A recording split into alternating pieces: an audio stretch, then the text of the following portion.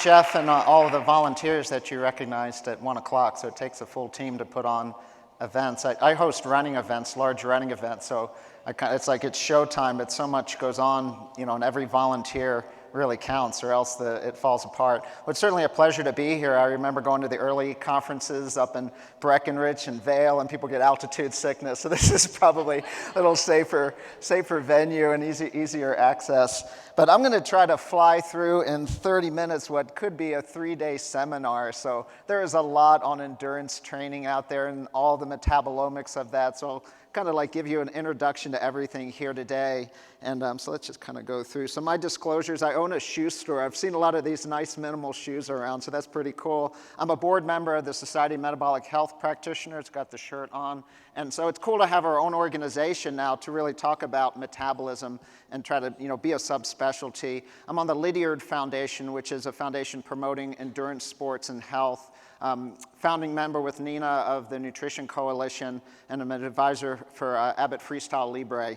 Done some research on there. So another disclosure, so I'm a runner, but I come here not to bury strength training, but to praise it. And I come here not to bury high intensity, but to praise it. But what I want to show you in this 30 minutes is without doing that base endurance work, this stuff becomes extremely difficult. So doing that endurance work supports us to do everything else we need to do really in life. And life is a strength training event when we talk about healthy aging.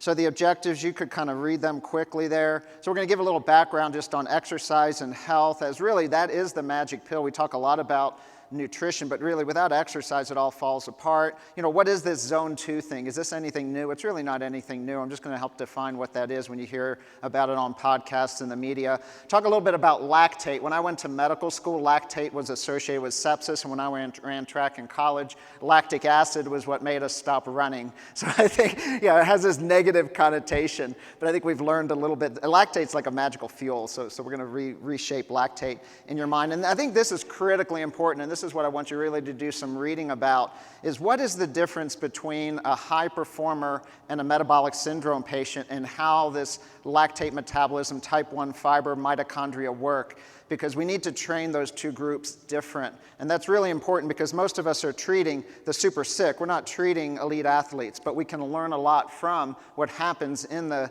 best athletes in the world. Now, if you're into a lot of the deep science of this and want to geek out, I have a Dropbox folder that has about 50 articles on all of this stuff. So you could probably spend a good weekend reading about metabolomics and mitochondria. How do we do science and medicine? So that car you have out there, really, how that works, and you hope it works pretty well, but it's based on all the technology of a Formula One car. It's not based on what's happening in a broken down car. But if you look at medicine, so we went to medical school, we're dealing with these metabolic disease patients who I would call the homo sick, maybe a little evolutionary side of this. And we compare them to control groups or the well couch potatoes. See, these are the well in medicine, where they would be called homo sedentary. Now, probably all of you out there strive to be kind of the recreational athletes. Everyone's an athlete, just some of us are training for something, some of us aren't. So maybe that's the homo active. But then the homo badasses, these people have the perfect mitochondria. And none of us in the room are one of those. Other than Sean left earlier today, so Sean maybe fits the homo badass category. But he probably has perfect. And the people with perfect mitochondria, as you saw in my lead slides, become a better butter burner and bagel burner. So the best functioning mitochondria can burn carbs and fat remarkably well. So it's not that the carbs are bad. If you're a perfect specimen, you can eat a lot of carbs and do just fine, but most of us aren't dealing with them. So when we study, so we need to look at human perfect physiology and learn from that and trickle it down. So we look at scientists, coaches, and athletes. So the scientists always catch up to what the athletes have done. Why does this work now, and how can we apply this to our own lives and our patients? So the optimum human, so hardware, you saw Sean, he's strong, has probably got good bone density. Then movement, I teach a lot of running biomechanics, barefoot running, so we have to move the body well. But then there's these energy systems, these are the mitochondria, and I'm just tagging on to what so many speakers up here, no matter what their topic has been, it all comes down to the mitochondria. I'm just going to share a few of these scientists that these, you stand on the shoulders of people that have really done the hard work. Dr. Tim Noakes, we're all familiar with him, the original sports scientist. I got to meet Dr. Peter Snell, who won 3 and a Kiwi, right? So he got Nikki. So won 3 Olympic gold medals, and he won by like a landslide in Olympic events. And he went on to become a sports scientist to discover really why did he win these gold medals.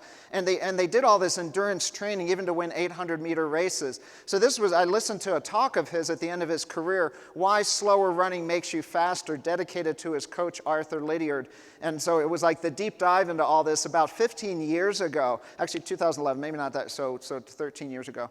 I went down to New Zealand to go like to the heartland to learn from these people. Dr. Keith Livingston, an Olympic medalist, Lorraine Moeller, and Rod Dixon, are living this and teaching Arthur Lydiard's principles, really as a foundation of health, not necessarily high athletic performance. How many in the room have heard of Dr. Phil Maffetone?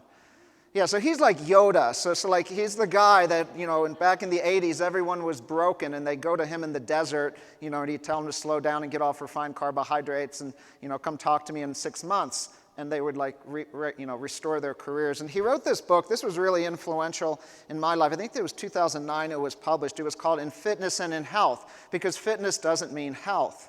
So go read anything from Phil Maffetone. But he publishes a lot with Dr. Paul Lawson. I think he's also a Kiwi, or Australia. So he has a site called Hit Science. So there's this hypothesis out there, like if you're doing high intensity work, you have to be on high carbs, because you have all the glycolytic pathways. And he shows that if you're fat adapted, you can go do high intensity work just fine, maintain your muscle mass. So it's got about 200 publications. Dr. Paul Lawson. Veronique Berlot from France has about 300 publications to her name, and she's dug into the training of athletes. And what she's shown, no matter what endurance sport it is, the highest level athletes always do about 80 to 90% of their training like conversational pace.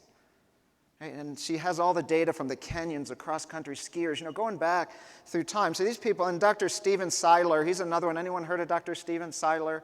So he's the one who really coined the term polarized training. And again, he's done deep dive into a lot of the skiers, the runners, the rowers. And they all do about 80, he calls it 80-20. They do 80% of their training in what we would call zone 1 or zone 2, which is below this aerobic threshold. But he gave a TED talk, and he applies it. So what can we take from those people and apply it to normal people like us? These two people are brilliant. Dr. George Brooks, about 30 years ago, discovered what's called the lactate shuttle.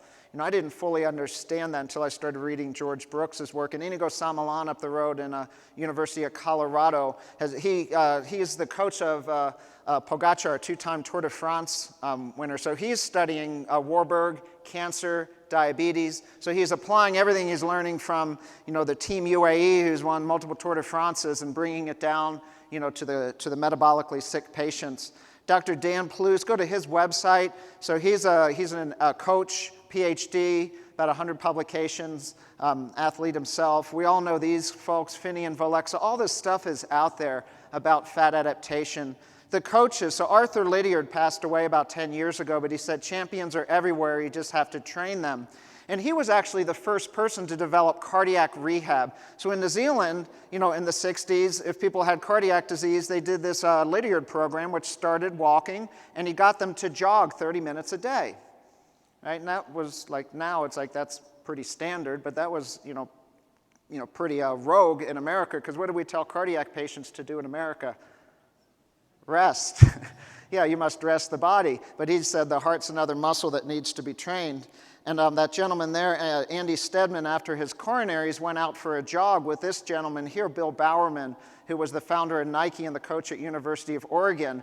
And he was a 10th Mountain Division soldier, but had gotten kind of out of shape. And that cardiac patient dropped him going up the first hill on this little jog. He called it jogging. That word was not available in America yet. So he goes to Lydiard and said, what are they doing? He says, well, that's my cardiac rehab. They're doing jogging. And so he showed up every day with that group for about 3 months, lost about 5 inches off his waist, several kilos, came back, found religion, and founded jogging in America, and wrote this little book that sold about 8 million copies. And he said, if you have a body, you are an athlete. So let's learn a little bit from the athletes. So one of the greatest athletes out there that I heard speak is this guy, Arnolfo Kimare, and he beat Scott Jurek in the Copper Canyon in the book Born to Run. And someone asked him a question, how do you train? And through about 3 translators, he speaks Raamari, and he says he had this quizzical look. He doesn't even know what that word means. He just walks kind of from village to village.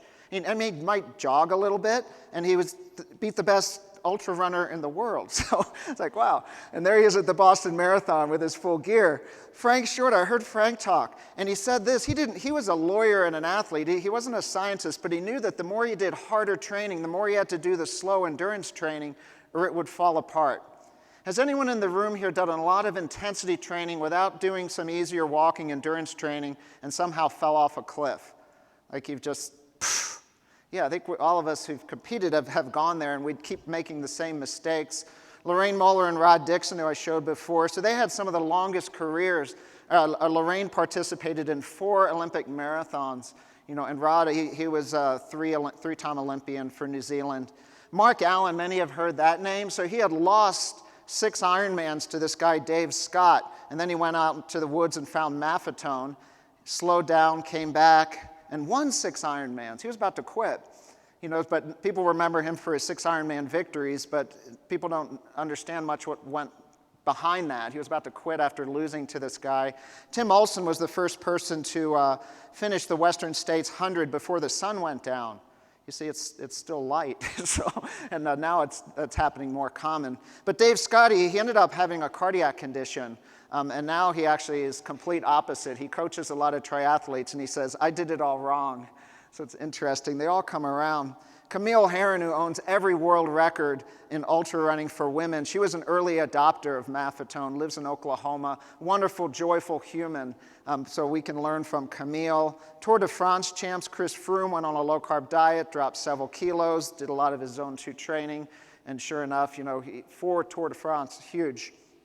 This guy's amazing. Eliud Kipchoge broke 2 hours in a marathon. So never been done. He had some pacing help, but he also holds the world record without pacing at 2:01. But his Zone 2, so this is what Zone 2 is. So you see that green area there? That green curve is fat oxidation.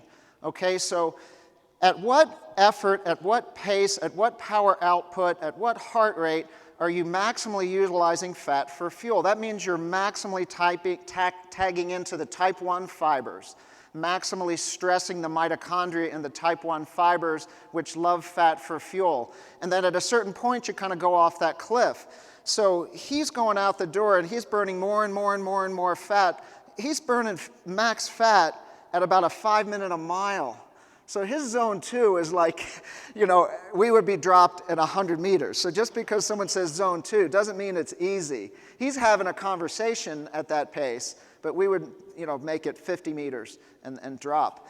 But you see, at a certain point, when the glycolytic flux, where we need to produce more ATP than the fat can produce, we shift over to carbohydrate metabolism. It's a quicker, more accessible source, so the glucose utilization goes up, fat goes down, we accumulate more lactate. If we can't clear the lactate, we get more acidotic and you shut down. So we want to kind of move that green zone to the right. And there's so many, and we can talk about in the Q&A, so many different features of how you live, even your genetics and sex. Women do it better than men. They can burn fat better. Contribute to moving that to the right. Zach Bitter is a podcast host with Sean Baker, carnivore 100-mile record holder. So he's dug a lot into the science. This is a friend of mine, Amanda Stevens, and that's an Ironman under 9 hours. So if any of y'all understand what that is, that's amazing. But she was broken, and Phil Maffetone and Paul Lawson wrote an article on her. Her stomach would go every time because she needed the carbohydrates to keep up with the energy demand, and then you'd throw up. It's hard to digest 800 calories of carbohydrates an hour while you're doing a Kona Ironman in 100-degree heat. So then she turned her food pyramid upside down, cut back her training, and look at her macros there, nutrient-dense macros, as Marty pointed out, and and her performance, but her recovery and her health just got so much better.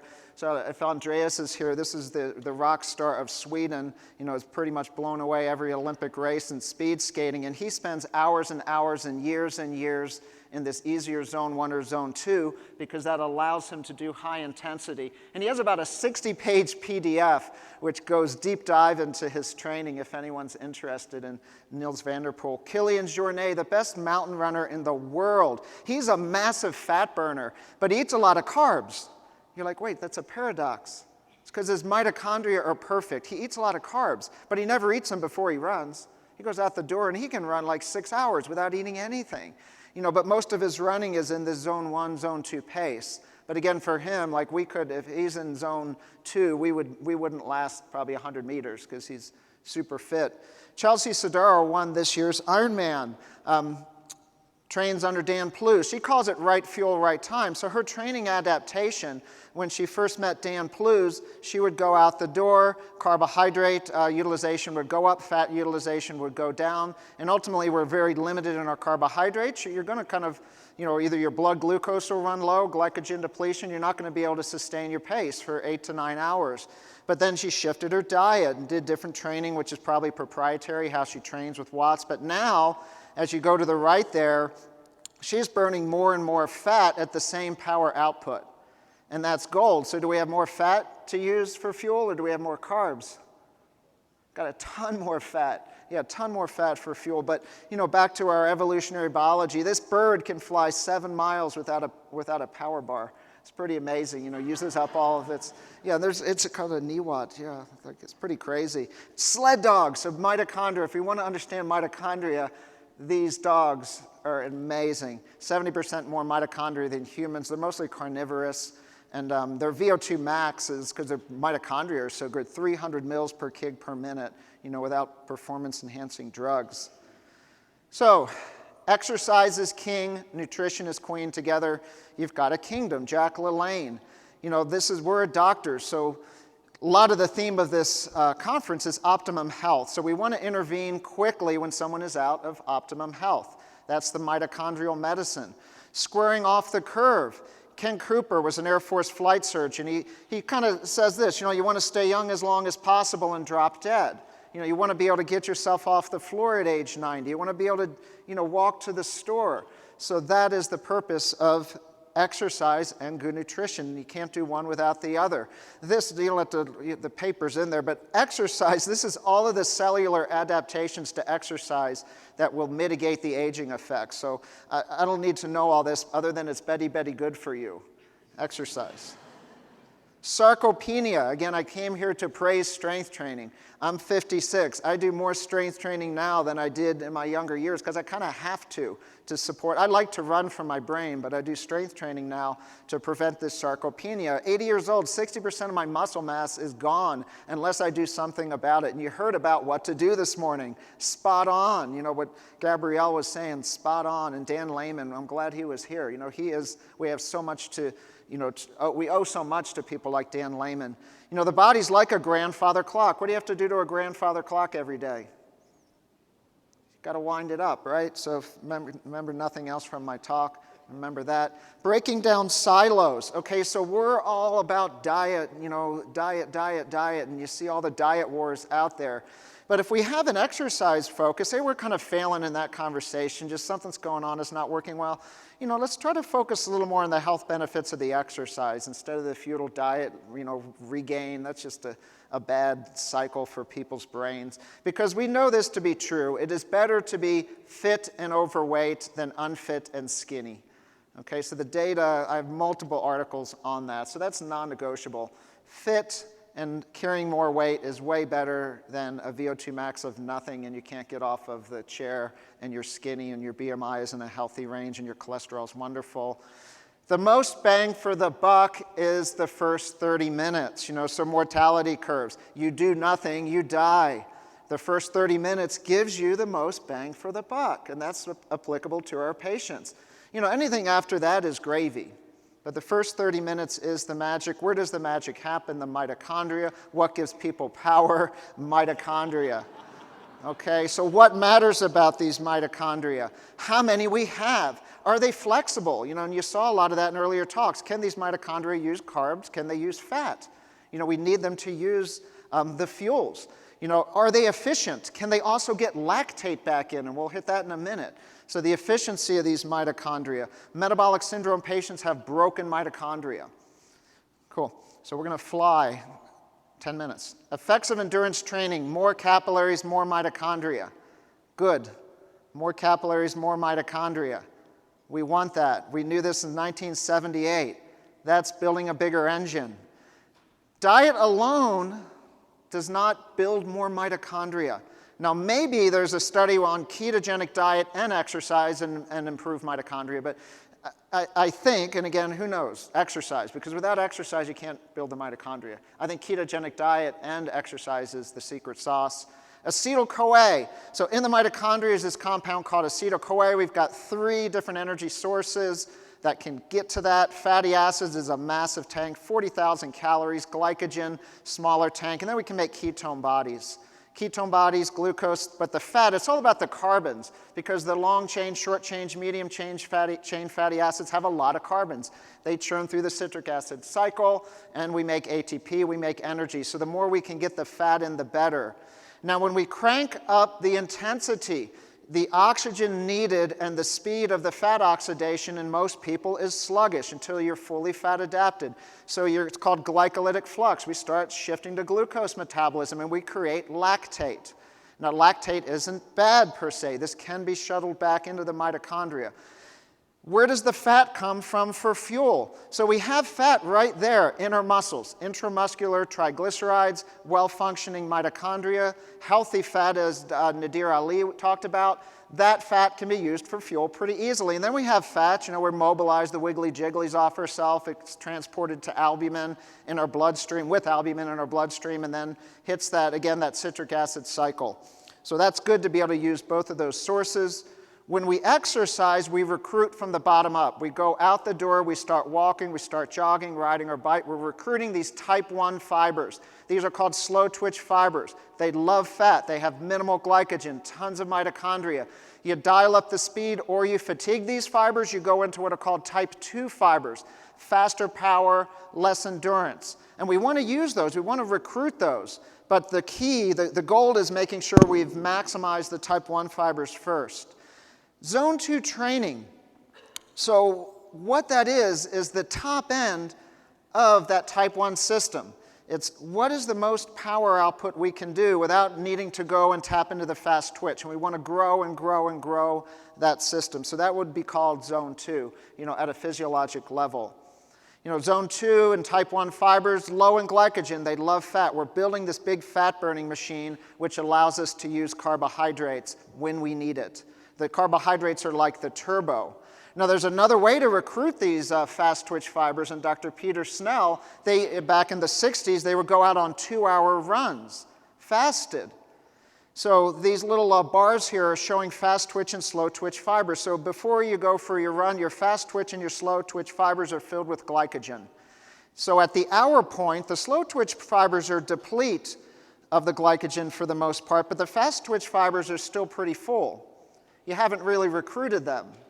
But then you got to turn around and come home without a power bar. You start recruiting the type 2 fibers with easier running. And this was Peter Snell's whole PhD, was how to recruit those fibers, with all of this endurance training. So the metabolic cart is called a respiratory exchange ratio. We can tell our fat and carb burning from our gas exchange. When we burn carbs, we produce more CO2. We have to blow it off. Fat burning is less CO2. Oops, that's just a little. This is what happens if anyone's gone on these torture devices. They just keep cranking up the speed, cranking up the speed, cranking up the speed, and then they download all the data, and then you kind of look at where you are. And my data is actually interesting. Several years into a low-carb diet, I can be at about 85% of my VO2 max, still burning mostly fat, and that's a good place to be. But that took about literally 4 to 5 years to get there. So this isn't a 12-week, any 12-week study or 4-week study doesn't mean a thing. Fat max is that effort or pace where you're maximally taxing that system. Crossover point, this is when we're burning more carbs than fat. And we want to keep moving that to the right. That's your endurance training. So the more you recruit these type 1 fibers, build these type 1 fibers, capillary mitochondria, we're using more fat. That's what we want at higher and higher efforts, longer efforts. So that's called the crossover point, move it to the right. Let's talk about lactate here for the last 5 minutes. So lactate is really important, and now you have all these biohackers with lactate meters and really expensive strips. I don't think you need that, but we can learn a lot from that. This study is from 1960. Clarence Dear won 7 Boston marathons. They tested his lactate. So control 25-year-old male, and you'll see the METs. So the 25-year-old male, and in the 1940s, a 25-year-old male was probably okay fit. And you see like the effort and the lactate, this top chart, lactate goes right up. When lactate is up, you can't use fat for fuel. When lactate is up, you can't use fat for fuel. It shuts it off. Look at Clarence Dear. Like, wow, this guy's like working hard, not producing any lactate. They didn't know about the lactate shuttle then, but this guy was working fine. You know, these are the Norwegians. They're the best triathletes in the world. I don't like their shoes, but I think they're, that's called shoe doping. You know, it's like it is. It's called shoe doping. Because, so lactate is the obligatory product of glycolysis. This is happening in the cytosol, not the mitochondria. So we produce this lactate. It's associated with a hydrogen ion. Now what we want is that lactate, see that little MCT1 there up in that little blue box? So that lactate can go back into the mitochondria and get back pyruvate acetyl CoA. So the lactate can come right back in. That's good. That's what you want. That happens in the slow twitch fiber. So what happens is you get this glycolytic flux. So the MCT4 transporters from the fast twitch shuttle the lactate to the slow twitch fibers. Bring them in and you got energy and you don't have acidity. And that's where the magic happens. Then you can do interval training. Okay, so it's called the lactate shuttle. So we'll just kind of go down this one on the right there. So an unfit person, they go out and exercise, they produce the lactate, but they don't have the shuttle. They get acidic and it sucks. The fit person has the shuttle. They make the lactate. They don't even know it because it's going right back into the mitochondria. They feel like $1,000,000. They can exercise. You know, there's a couple different lactate cut points. So that type 1 max recruiting is where we would call that the lactate threshold 1. So we're just recruiting the type 1 fibers. For most people, it's about 2 millimoles.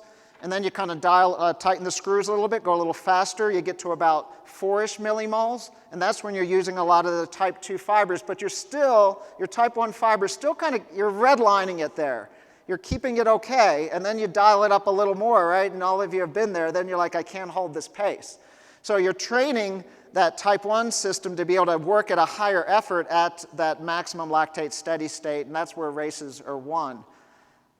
World-class cyclists, they're producing no lactate, like literally none, when the rest of us would make it about 2 minutes.